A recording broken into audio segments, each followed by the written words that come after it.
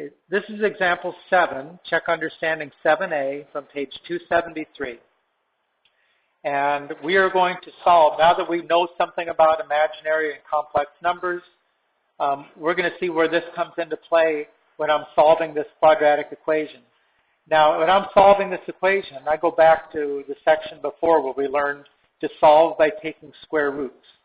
Remember that when you don't have a linear term, when there's no x to the first, then we're going to solve this by first solving for x squared and then taking the square root.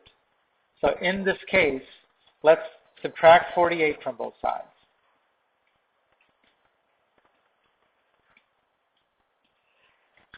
(3x squared) equals negative 48. Okay, now we still need to divide by 3. So x squared equals negative 16. Okay, so we have isolated, we have solved for the x squared, but what we're really interested in is x. So now we need to take the square root of both sides. Now the square root of x squared is x. When I take the square root of a negative 16, the first step I could say is take out the I times the positive square root. And of course that is I times 4, which is 4I.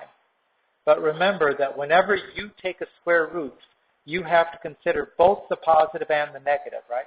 4 times 4 is 16, but so is negative 4 times negative 4.